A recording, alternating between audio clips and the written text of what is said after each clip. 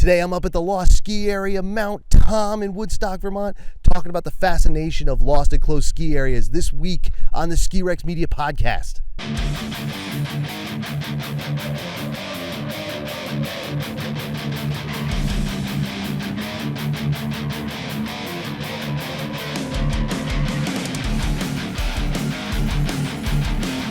How you doing, everybody? Kim from Ski Rex Media once again, and once again is very literal because I just recorded this episode for 35 minutes and realized that I not only didn't start my audio recorder, that the batteries died anyway.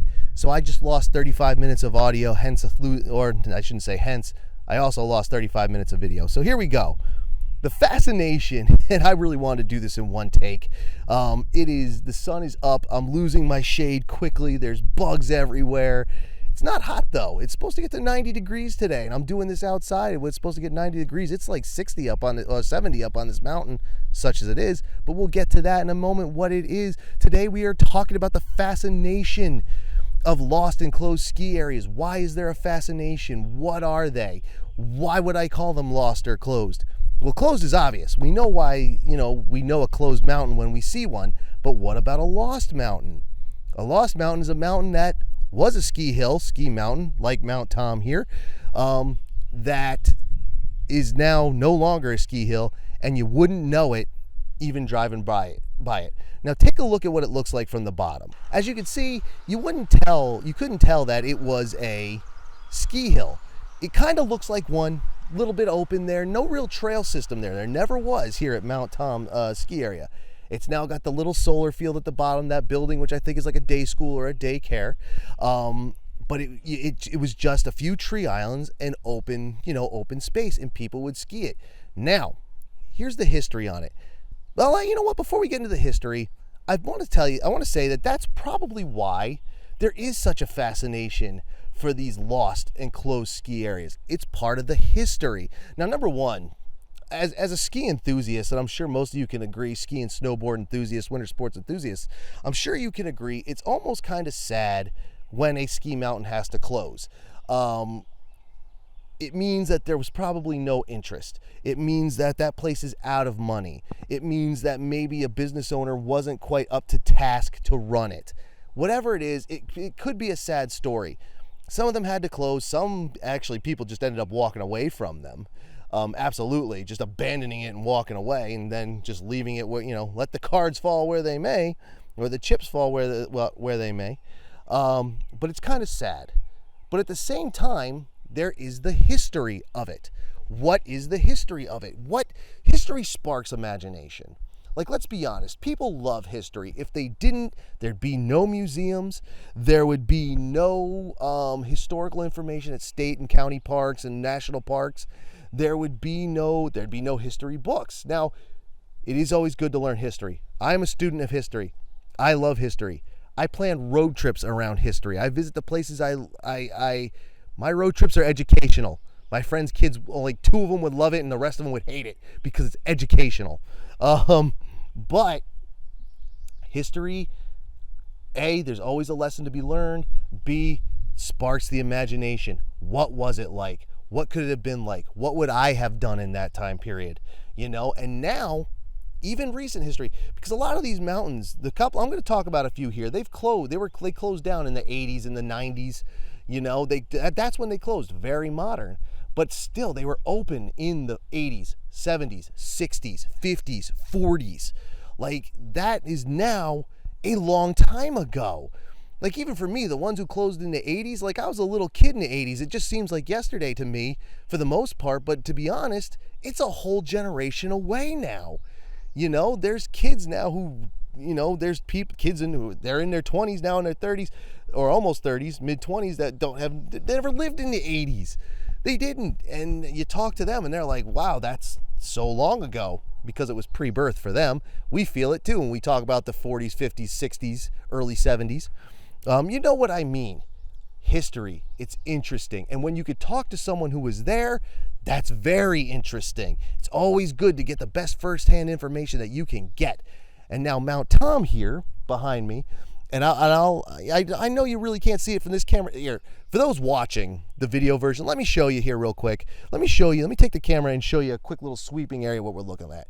As you can see what was the remnants of what could be considered a ski trail, since I'm telling you it was a ski trail, but it could just be open land. In Vermont, not far from here actually, in Woodstock, Vermont, and that's where I am today, Woodstock, Vermont. Mount Tom is in Woodstock, Vermont. I am standing my heels on its property line because I wasn't able to secure permission to actually go on the property. I'm actually on National Park Service property at the Marsh Billings Rockefeller National Park Historical Park here in Woodstock, Vermont. Now, and you saw it from the bottom. I already showed you what it looks like from the bottom. Just open land. And around here, there's farms that just have cleared land uphill. It's just cleared uphill land. No, no big deal to them. But you could ski it. In fact, I actually do want to do a bit. I don't know if I'm going to do this bit, but in the winter, I do want to go to some of these farms that have these big hills in the back. They don't have any lifts or anything like that. I just want to knock on their door and say, hey, can we ski your hill? Go ski it. It might be fun for a couple of 5, maybe 10-minute videos, during the winter. Who knows? We'll see how good a winter we have anyway. But it might be a fun bit. In any case, that you drive by and you're just like, oh, farm. Awesome. That's all it is. Here, you drive by it, you would say, oh, farm. It's what it looks like. But it wasn't. It was a ski hill. And it's one of the ones that's going to be lost forever. Now, lost forever, the way I would define it, are the ones that are not only, everything's gone. Like, there's no way to tell that it was a ski hill unless you look at it and it still has some trails, or it still has some, of the buildings, maybe an old lift or two. And we'll get into that because there are some of those that have that here in a second. But this one doesn't. It had a couple of Pumas. They're gone. This one closed because it was taken over by the company that ran, and might still run, I'm not sure offhand, Suicide 6 up the road from here. Not far. 10 minutes up the road. Not even. This was their beginner hill. You come here to learn. You come here to build up your talents. You go to Suicide 6. You get blues and diamonds. You get squares and diamonds. That's what you get over there. One ticket, though. One ticket, you could do both. It's the beginning of the Mega Pass, maybe. Who knows? But in 1978 through 79, 80, or 81, somewhere between 78 and 81, this had to be closed. The decision was made. Can't keep them both. The company went with Suicide 6. The good choice is, they were able to put in chairlifts, bunch of trails, more vertical. This is like maybe 400 feet. At least it's about 400 feet. The hike I have to take up and down to get where I am, that's about 400 feet rise. So, but eventually it was closed, got sold off the lifts. And now I think I'm not even sure who owns it, which is probably why I can't get permission to go on the property, because I can't figure out who the hell actually owns it. And it's kind of stupid because I should have probably just called up the people at Suicide 6. They probably know. They might still be the ones who own it, and they lease it to the farm that's down there. I don't know. I don't know the business end of it, and I'm not sure. And maybe my research skills aren't what they used to be. But I can say it is still mowed. It does this look like a hill. I guess they use it for sledding for kids in the winter. But nobody skis it anymore. And it's kind of a shame because it is lost forever because you wouldn't know it. I've driven by that. I've driven down on that road where I took the film at the bottom. I've driven by it dozens of times. I didn't know it until I was looking for a place to record this episode. I thought about going to southern Vermont to go into Hogback or Snow Valley, and we'll get to those in a minute, but I thought about going to one of those because, well, Hogback I wanted to just because I knew where it is. That's where I grew up, down there. But I didn't know this was here. I happened to come across it during my research. And it says Woodstock, Vermont, 15 minutes, closer to 15 minutes from Ski Rex Media HQ, my house. It's like 15 minutes from there. So I come over here and do it. This is actually the second time I'm here doing it, and now the third time that I'm recording it. So there you go. I hope you're enjoying it, and I hope you enjoy that I'm in the sun being eaten by bugs. I do have my sunblock on, so that's a good thing. So anyway, this is going to be lost forever. This is only going to be what people, like if I'm telling you about it, you'll know it's here. People driving by don't know it's here. Only people who know, and that may sound kind of stupid, but I think you know what I mean. It's lost. You can't tell. It's gone forever. There's plenty of mountains like that. Now, Hogback is not. It's half lost, I think is probably more accurate, because it is closed, and it has been. It ran from 46 to 86. 40 years. It closed. It sat empty. It sat dormant. There is a restaurant that's up there that has been recently renovated. There's the little store. There's a little museum. There's the overlook. You can see for like 100 plus miles off the top of Hogback, or where Route 9 is. There's a nice view, and you can get out there and you can look, and you can see clear down to Connecticut on a good day. Well into Massachusetts, out into New Hampshire, just the hills out there. It's very nice. It's very beautiful. If you're ever driving through southern Vermont, check that out on Route 9. But it was just those side little businesses that drew in the people who were driving up to Haystack, Mount Snow, these other places. Stratton, who were going through Wilmington and Dover to get to these places. And that's what they were. Or people going from New Hampshire to New York. Anyway, that's what that was. In 93, and I remember this from when I was little, it was sold for $1.8 million. And I was, God, even at that age, at 1993, when I was a little kid, I was thinking, man, wish I could have bought that property, had $1.8 million. I could do a lot. I ended up closing the businesses and just having it for myself. But the ski area was never reopened. Never reopened. It just sat, and it looks abandoned. Now, it is cool. It's half lost. I call it half lost for two reasons. One, you could still see trails on it, number one. Number two, there's still stuff there. The signage is still there rotting away. There's parts of a lift still there rotting away. There's a couple of the outbuildings still there rotting away. You can't mistake the fact that it was a ski mountain, but you also can't mistake the fact that it is closed, but it is still used. And this is the other reason why it's half lost. The Hogback Mountain Conservation Association took over the management of it, and they go up there with volunteers, and they do more. I think they do tours. They know all the history of the place. They know, they take care of the grounds. But they go up there with volunteers in the fall, and in the fall, they go up there with chainsaws and wheelbarrows and garbage bags, and they clean it up, and they cut back some of the trails, and people do the earn your turn style, do backcountry style up there. How cool is that? I graduated one town over from that place, have been by it a million times as an adult, had no idea they were doing it. And you better believe I'm going to hit that as soon as I can, because that's cool. So it's only half lost because the spirit is still there. The mountain is still getting used, but it's not open. I don't even think you have to have an uphill pass or be charged to go do it. I think you could just pull up, park, throw your stuff on your back, take a look around, and go up. And it's cool because there are the antiques that are up there. There's parts of the lifts up there. There's parts of the buildings that are up there. And you could go up, and again, it sparks the imagination. We're all used to these lifts, these detachable quads, these detachable six-packs, even attached triple chairs, high-speed lifts, carpet lifts.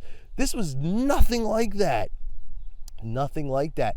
And it's just cool to see. I'm excited just thinking about it, and I've seen it 100 times driving by and hiking around up there, out walking around up there. It's great. It's just cool. It's cool to see, and I love it. Now, there's another hill like that, Dutch Hill in Hartwellville. That's in the south part of the state. You're almost in Massachusetts. For those who know the area, it's where 8 and 100 come together. It's near there. And this place also has its own conservation association. I don't have the name of offhand, but Dutch Hill, they go back, they keep it cleaned up. Earn your turn style, cross-country style is back there as well. There's cross-country and snowshoeing back there. All that, very cool.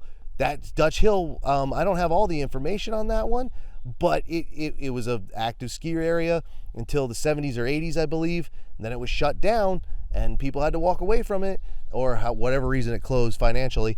But people wanted to keep the mountain alive, keep it being used, keep the outdoor spirit alive, and they're doing it.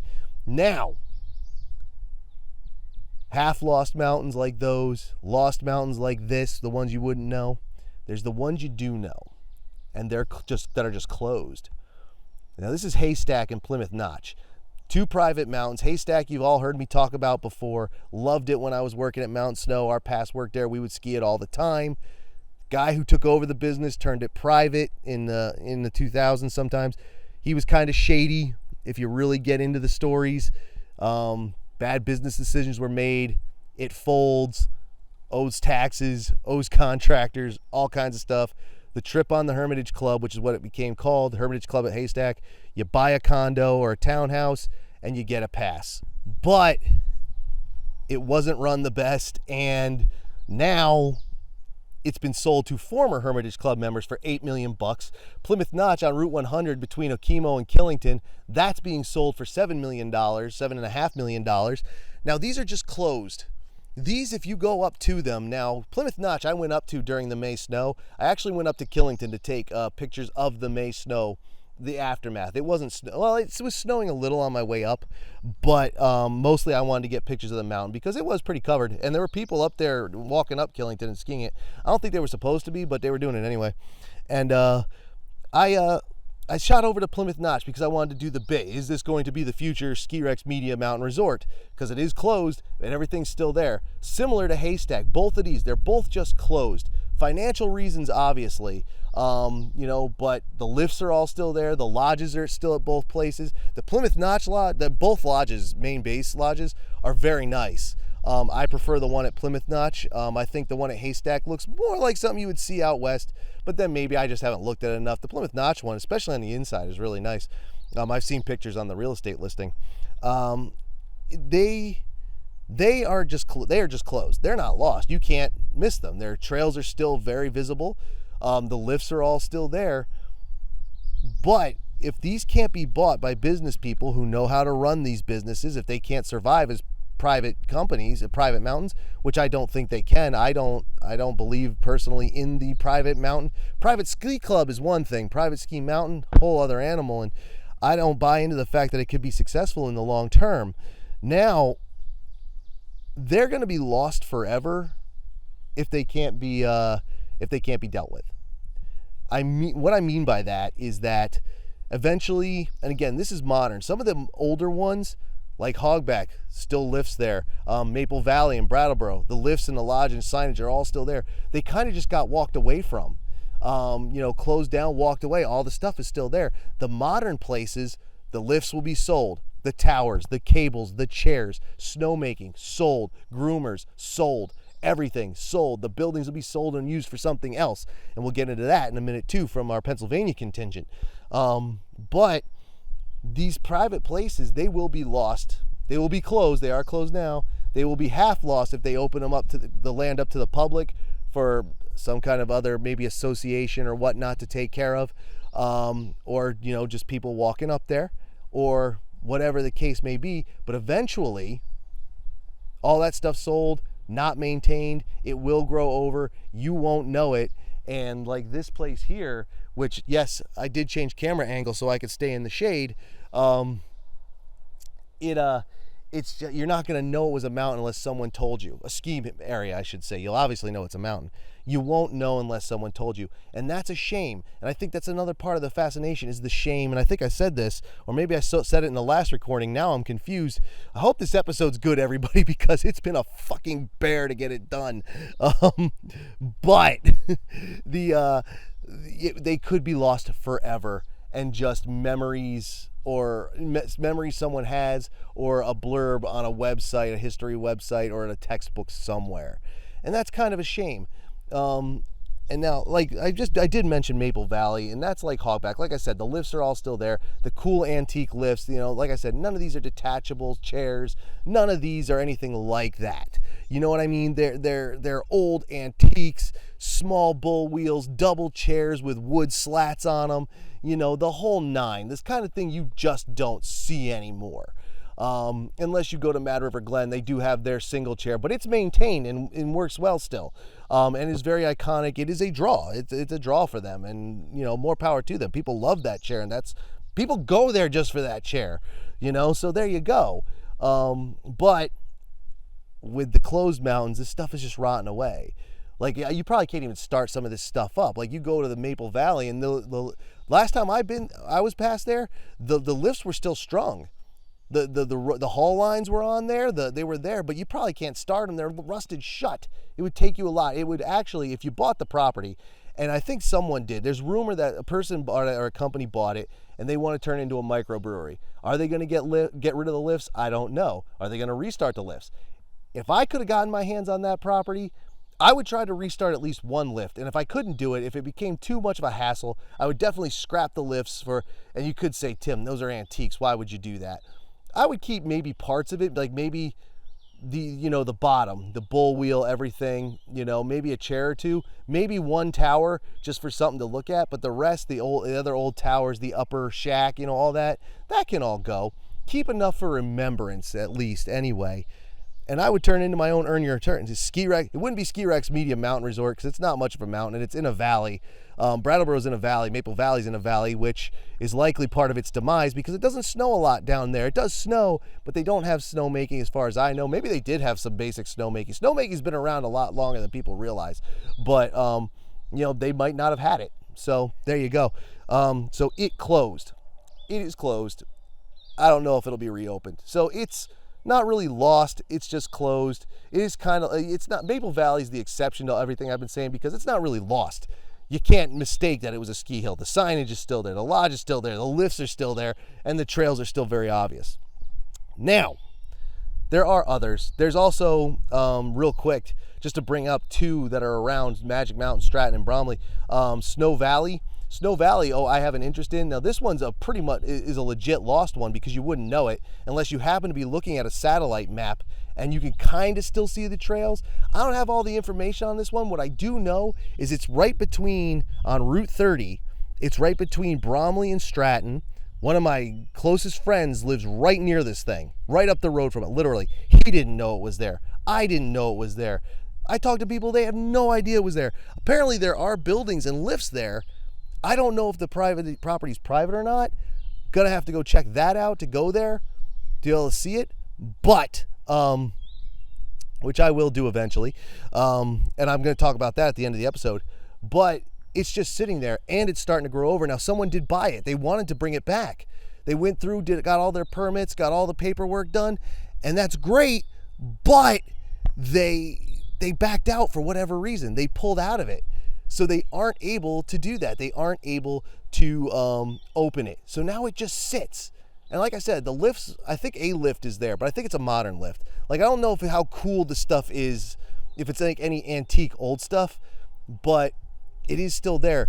And you wouldn't know it was there, which is why I think it counts as a lost area, because you have no idea. You drive down Route 30, you don't know it's there. You see Snow Valley Road. I've been down part of Snow Valley Road, but it's just a name of a road. There's all kinds of snow-related roads names around here in Vermont. Obviously, that's one of the things we're known for is snow. You didn't know there was Snow Valley Ski Hill down there. You didn't know. You just didn't know. And I didn't know, but I do want to check it out. And the other one that's like that is Timber Ridge. Again, you look at the satellite map, you can kind of still see the trails, but there's nothing left. It's on the backside of Magic at one point, and people love Magic Mountain. That's still very much open. That was almost a lost one, though. During my youth, that was closed. Magic Mountain was closed. It just sat there. But somebody bought it up, opened it up, is now running it well, and they're making their money, so it's going to stay open. On the backside is Timber Ridge, a completely different ski area. I think at one point they were part of the same company. Maybe the company that owns Magic, or the people who own Magic, still own Timber Ridge, but there's nothing there. The buildings are all gone. The lifts are all gone. There's houses at the bottom. That friend that lives near the Snow Valley in between Stratton and Bromley I was just talking about, his parents live right next to Timber Ridge, like a mile or two. It's up their road. You turn onto their road 2 miles or so up the road, and you get to the bottom of what was Timber Ridge, but is no longer Timber Ridge. And I don't think you can ski it because I think it is private property. So there you go. Those are some of the Vermont ones. And they're really cool. And like I said, they close for different reasons. Some of them have antiques, some of them are lost forever, you wouldn't even know. But these things are all over the place, and you can search for them in your area. And what I want to talk about now is a couple from our Pennsylvania contingent, information they sent me. All right, now, so from our Pennsylvania contingent, I got a little bit of information from some of the folks down there. And the first one I want to talk about, this one I think is cool, this lost ski area, because I've been there, not to the area, but to the town that it's in. Now, this one came from Tech Rob, #1 type man. Rob, you know him. He's been around. He's been all over the place with Ski Rex Media. Now, Chad's Ford, Pennsylvania. It's a little town off of Route 1. We've been through it. A friend of mine from New Jersey, who became my roommate in Las Vegas, We used to go on a lot of adventures, and one of those was to Longwood Gardens. Now, if you've never been there in Kennett Square, Pennsylvania, it's very cool. Once the family compound of the DuPont family, now big garden thing, all kinds of different garden displays. At Christmas time, they do great displays. It's awesome. Check it out if you're ever in the area. Excuse me. Chad's Peak was in Chad's Ford, Chad's Peak was in Chad's Ford, Pennsylvania. Now, this is truly a very literal lost forever ski area. This ski area was run in the early 70s to the late 80s. A couple of teachers wanted to start up their own little ski hill where they could on their property. It was to supplement their income. It was a side hustle, as they say in the 21st century. That's all it was. So they ran it and they had a good time, and they could ski and they could teach kids how to ski and teach people how to ski.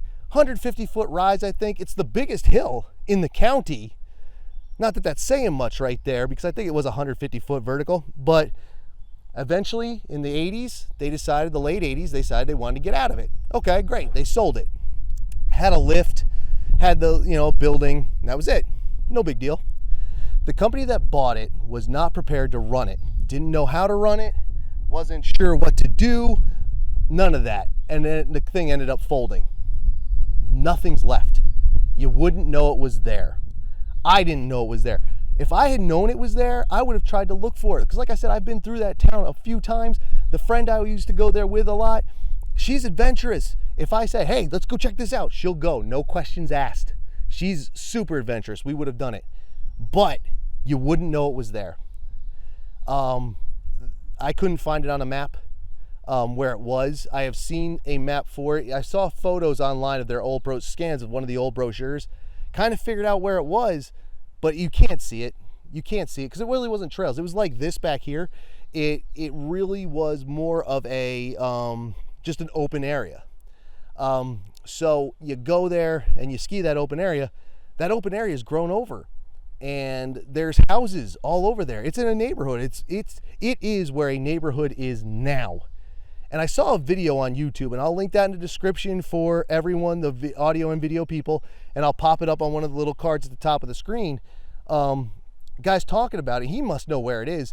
But I was looking at his video, and I was on the Google Maps on the Street View. I couldn't figure out where this thing was. So it is lost forever. It is a part of history. It is gone. You can't even ski it for fun. Like this here at Mount Tom, if I wanted to, I could sneak my skis up here, go down, maybe get in trouble for trespassing. So don't do that. This is Tim from Ski Rex Media saying, don't trespass. But if you do get video, especially if you get arrested, and I'll exploit that. Now, there is another one in Pennsylvania. And again, this is to the point that these are everywhere. If you live in Vermont, obviously there's a ton. If you live in Pennsylvania, there's a bunch. If you live anywhere where there is skiing, there is likely PNW, Colorado, Utah, California, Wyoming, you name it, Michigan. There are lost ski hills everywhere, and they're different states of lost. Some are just closed, some are half lost. Like you'd still see the stuff there, but they haven't been opened. They might be being used, might not. Then you have the lost ones like this, where everything is gone and you wouldn't know, or Chad's Peak, where everything is gone, you wouldn't know. And there's different states, and it's worth it to explore. And that's really what this episode is about, is the exploration. Go ahead and explore, do the research, do the history's research. But there's Alpine Mountain in Price Township, Pennsylvania. Now, this hasn't been closed long. And I'm going to throw some pictures up that were given to me from Kendall, another fan of Ski Rex Media. He sent me a bunch of pictures because his cousin was the ones who bought the place. They recently bought the place. And it was a ski mountain. It closed. I think they got it for $400K. Are you kidding me? $400,000? I bet you there's houses in that area that are more than $400,000. If I could have got, let me tell you something. Ski Rex Media was a little bigger, and I had $400,000. Alpine Mountain in Price Township, Pennsylvania would have been the new Ski Rex Media HQ. Because, yeah, I would love to buy Plymouth Notch for $7.5 million, but that's a lot of money. That's a lot of money. $400,000 is a lot of money, but for a ski hill with lifts, I would have taken that in a heartbeat. Maybe I wouldn't have opened it. Maybe I would have kept it private for, fans of Ski Rex Media, had a Ski Rex Media Mountain Resort. But the people who own it, Now, as far as Kendall says and what I read, they're not quite 100% sure what they're doing with it because they have other businesses they have to, they have other businesses, they have stuff to do, but they'll figure it out. But the idea is not to let it be a ski hill. Take down the lifts, turn it into a different kind of destination, whatever it may be.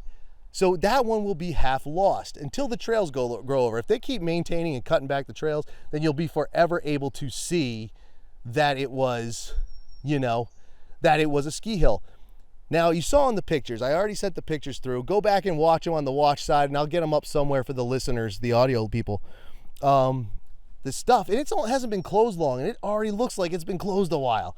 Some of that stuff is run down, but this place is going to be half lost because, yeah, the owners may have like photos and, stuff in the lodge or whatever, whatever they decide to do. The stories will be there. It will kind of be obvious. But because the lifts are going to come down likely, if that's what they decide to do, again, they might say, fuck it, and just, make it a ski hill and, rock and roll. And then I know I have one of my fans is the cousin of the owner, so maybe a ticket for me. I don't know. Anyway, hashtag shameless plug. Anyway, it will be half lost. You never know. Like I said, they might cut back the trails and let it be an earn your turns kind of place. You can hike up, ski down. Maybe they'll turn into a sledding or tubing hill. Who knows? So it'll be half lost. But the memory will still be there. The memory will still be alive. And the memory will be in the neighborhood. This was kind of awesome. Let me get my notebook back up here. So I was looking around at the map at this Alpine Mountain in Pennsylvania. This is some of the road names in the surrounding neighborhood. Check this shit out. It's all ski themed, and not just ski themed, named after ski mountains from around the world, a lot of them here in Vermont. Whoever planned this neighborhood is a fucking Vermonter, I'll guarantee it. Check it out. Mount Snow Road. Mount Snow, the original home mountain of Ski Rex Media and Tim, more likely. Haystack Road, just talked about it, love it. J Peak Court, Sugar Bush Road, Pico Peak Way, Bromley Road, Magic Mountain Road, Killington Drive. There's others from around the world. There's some, I can't remember the others because I only wrote down the Vermont ones. And I do know there was Cortina Way or Cortina Road, so Italy, But they love skiing and they love Vermont. There's even Wobbly Barn Road. So if you're a fan of Killington, the Wobbly Barn is one of their more popular watering holes during the season. Good, bar, pub. There's a restaurant in there too, right? I don't know. I haven't been up in that place in a long time. So there you go. Obviously, if people are sending it to me, the interest is there. And that's really what this was. This was a quick history lesson. This episode was a history lesson. Absolutely. I wanted to tell you about it. At least, if nothing else, to spark your fascination with it. Because maybe you're watching this and man, I didn't even consider the lost ski areas. I didn't even consider the closed ski areas, what they are, what they could be, what they were be. And the imagination of it. It's cool to go buy some of these old ones. Like Maple Valley, I'll use that one as an example because it's still very obvious and it's on a very main road. It is on the road. In fact, there's the mountain, then there's the road, and the parking lot is here, and there's a tunnel underneath that was built for people to walk across.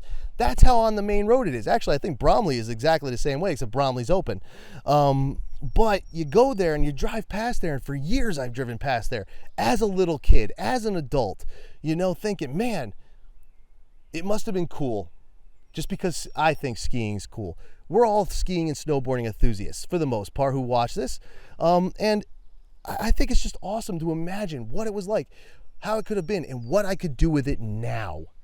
Like I said, I could use something like Alpine Mountain. I could use something like Maple Valley. I could use something like Plymouth Notch. All of these on all across the spectrum of closed and lost and half lost and nearly lost mountains. And there's so much that could be done with it. There's so much potential. But Ski Rex Media is still small, so I can't afford $400,000. What I can say, though, is if I sparked your interest in it, I'm going to start this in Vermont, and I don't know how it's going to go yet.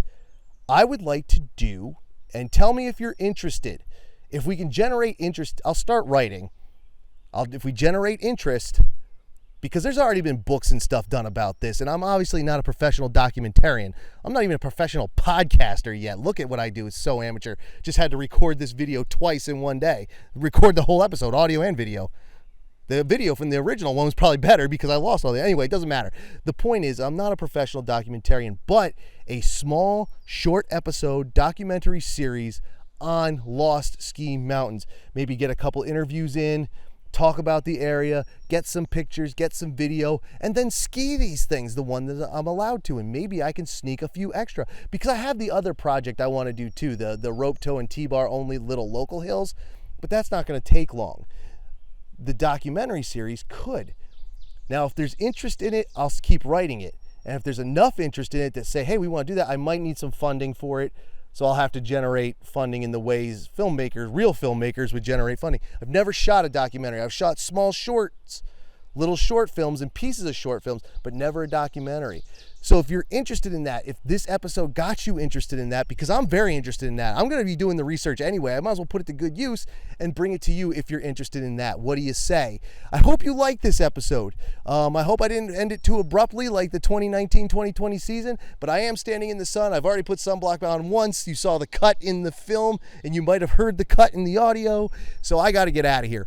But like I said, this was just to generate interest. This was just to give an overview of information to show that these things are out there and they could be really cool because they're in different states. Some are completely gone, like Mount Tom here in Woodstock, Vermont. You would never know they were here unless someone told you. There's Maple Valley and Hogback and like Dutch Hill. They're still used and still obviously ski mountains, but there's antiques sitting there just rusting away, paint falling off them, falling apart, trees starting to take over the haul road lines and parts of the towers. Really cool ancient shit now. It's ancient now. And then there's the closed ones, and it's like, why are they closed? Let's get those things back open. If you're interested in history at all, or if you're just interested in the ski industry, what was, or what will be, or what could be, check all this shit out. It's really awesome. It's really easy to research. If you go to, like for my Vermonters and New England friends, if you go to newenglandskihistory.com, they have a lot of information. There's another website, I'll link in the description, I can't remember offhand, but they have a lot of information. That's just for me here in Vermont and New England. Imagine what you could find in your area. What do you say? I hope you enjoyed this episode. Thank you for watching.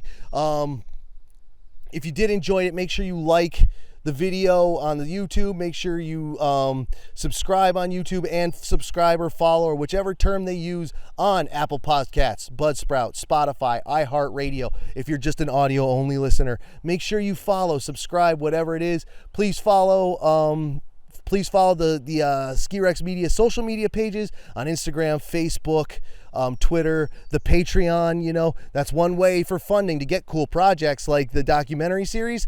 Go ahead and jump on there, kick $1 or $2 to it. There is no paywall though. But then again, there might be for something goofy. I'm still working on the paywall thing. I'm probably not going to use a paywall, but there's going to be bonuses if I can figure that out.